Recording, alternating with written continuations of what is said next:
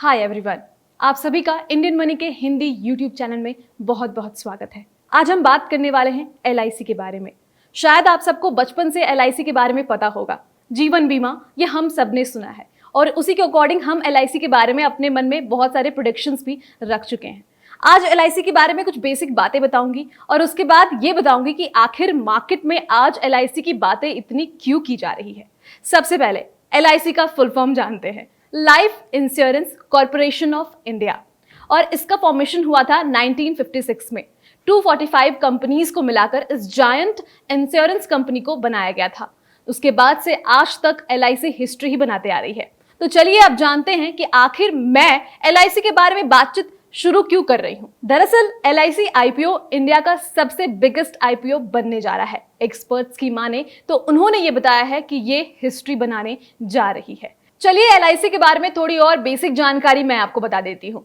India में नहीं बल्कि इंडिया के अलावा मिडिल ईस्ट कंट्रीज में भी एलआईसी अवेलेबल है और वहां के लोग भी इनके सारे पॉलिसीज का फायदा उठा रहे हैं। शायद बहुत कम लोगों को इस बात की जानकारी थी। लास्ट फाइनेंशियल ईयर की बात कर ले तो टोटल 37.29 करोड़ पॉलिसी होल्डर्स हैं एलआईसी के। इसके अलावा 1.35 मिलियन इंश्योरेंस एजेंट्स हैं, जो कि इंडिया के टोटल इंश्योरेंस एजेंट्स का 55% है। ग्रॉस रिटर्न प्रीमियम के अकॉर्डिंग ये 5th बिगेस्ट इंश्योरेंस कंपनी है। इसके अलावा एसेट्स की माने तो 10th largest asset manager group है और इंडिया की बात कर ले तो इंडिया का ये टॉप एसेट मैनेजर ग्रुप है। यानी कि ये टोटल 39.56 ट्रिलियन एसेट्स को मैनेज कर रहे हैं। LIC second most valuable company में गिनी जाती है। अब हम आगे जानेंगे इस आईपीओ के बारे में, जो कि मेगा आईपीओ बन चुका है और हर किसी के जुबान पर इसकी चर्चा है। खास तौर से वो लोग जो फाइनेंस में इंटरेस्ट रखते हैं, वो लोग जो शेयर्स में इन्वेस्ट करते हैं।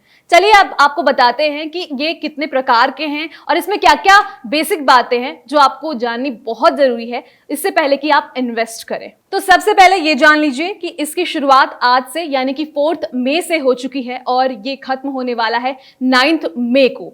और कॉमन इन्वेस्टर्स भी यहां पर इन्वेस्ट कर सकते हैं, सबसे बढ़िया बात है। तो रिटेल इन्वेस्टर्स के लिए एलआईसी आईपीओ को 3 कैटेगरीज में बांट दिया गया है। एक तो पॉलिसी होल्डर्स, सेकंड है एलआईसी एम्प्लॉयज और थर्ड है कॉमन इन्वेस्टर, यानी कि नए लोग जो इन दोनों में से किसी कैटेगरी में नहीं आते हैं, यानी कि उन्होंने कोई भी पॉलिसी नहीं ले रखा है या वो एलआईसी कंपनी के एम्प्लॉय नहीं है। अब आप सबके मन में बहुत सारे ख्याल आ रहे होंगे, बहुत सारे सवाल आ रहे होंगे कि आखिर हम कितना इन्वेस्ट करें, हमें कितने शेयर्स मिलेंगे, कब मिलेंगे। तो चलिए तो अब जानते हैं इन सारे सवालों का जवाब। तो सबसे पहले अगर आप पॉलिसी होल्डर हो, यानी कि आपने एलआईसी की पॉलिसी ले रखी है, तो आपको दोनों फायदे होने वाले हैं, यानी कि प्राइस पे discount as well as reservation on IPO. तो आईपीओ पे आपको मिलता है 10% का रिजर्वेशन और उसके अलावा प्राइस पे डिस्काउंट मिलता है 60 रुपीज का। तो चलिए अब ये जानते हैं कि एलआईसी पॉलिसी होल्डर को एक लॉट के लिए कितना इन्वेस्ट करने की जरूरत है और उन्हें कितने शेयर्स इन्वेस्ट करने चाहिए। तो प्राइस बैंड की बात कर ले तो वो है 902 रुपीज टू 949 रुपीज और 15 शेयर्स फॉर 1 लॉट।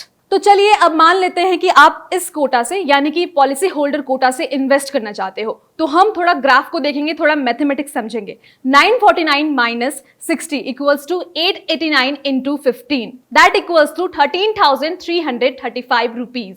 यानी कि आपको टोटल 13,335 रुपीज इन्वेस्ट करने होंगे और आपको मिलता है टोटल 900 रुपीज का डिस्काउंट। यानी कि आपको मिलता है टोटल 900 रुपीज का डिस्काउंट फॉर 1 लॉट। अब आगे बढ़ते हैं और जानते हैं एलआईसी एम्प्लॉय कैटेगरी के बारे में कि उन्हें कितना इन्वेस्ट करना है और कितना डिस्काउंट उन्हें मिलने वाला है। तो for each share you will get 45% discount, यानी कि आपको इन्वेस्ट करने होंगे 13,560 रुपीज और आपको मिलता है 675 रुपए का टोटल डिस्काउंट। और ये सब एक लॉट के लिए, यानी कि 675 रुपए आपको एक लॉट के लिए डिस्काउंट मिल जाते हैं। और अगर आप पॉलिसी होल्डर नहीं हो, ना ही आप एलआईसी के एम्प्लॉय हो, तो आपको इन्वेस्ट करने होंगे 14,235 रुपीज। इस आईपीओ की जो इशू साइज है वो है 21,000 करोड़ की और आईपीओ के थ्रू 22.14 करोड़ शेयर्स बेचे जा सकते हैं। आपको बता दें कि गवर्नमेंट जो है वो अपना पूरा इंटायरली स्टेक 3.5% का बेचने जा रही है through OFS, means offers for sale, जिसमें से 10% शेयर्स जो है वो एलआईसी पॉलिसी होल्डर्स के लिए रिजर्व्ड है, 0.7% फॉर एम्प्लॉयज है और 31.25% रिजर्व्ड है फॉर रिटेल इन्वेस्टर्स। अब आप में से बहुत लोग ये जानना चाह रहे होंगे कि मुझे इसमें इन्वेस्ट करना है या नहीं।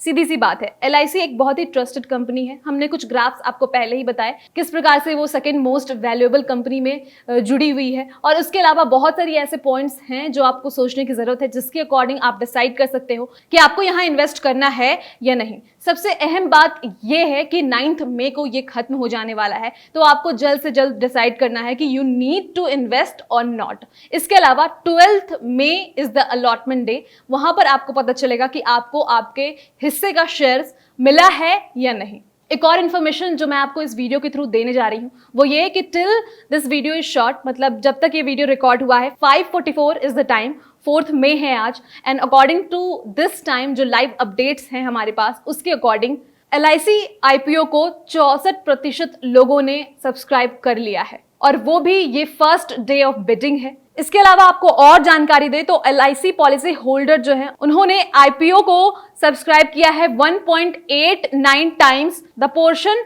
फॉर दे वेर रिजर्व्ड, और उसके अलावा द एम्प्लॉय रिजर्व पोर्शन की बात कर ले तो उन्होंने 110% सब्सक्राइब किया है, और रिटेल पोर्शन की बात करते हैं तो दैट इज 57% सब्सक्राइब्ड।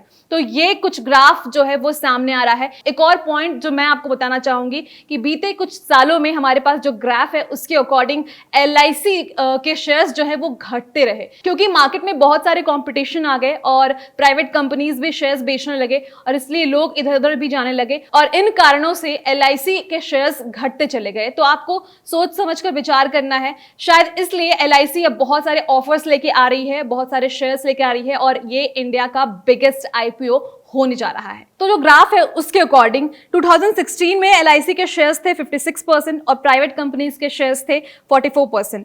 फिर ये थोड़ा बढ़ता है 59 होता है, एंड देन 2018 में वो फिर घटकर 56%, एंड देन 2019 में 52%, 2020 में वो 50% हो जाता है, एंड देन 2021 में 50% एंड 2022 में 43%। तो ये कुछ ग्राफ जो हैं पिछले कुछ सालों के कि किस प्रकार से LIC के शेयर्स जो है वो घटते चले गए, और अब शायद इसलिए LIC इन सब चीजों पर कंसर्न दिखाते हुए अपने शेयर्स को इस प्रकार से दे रही है ताकि लोग उसे खरीदें और ये इंडिया का बिगेस्ट IPO बन जाए।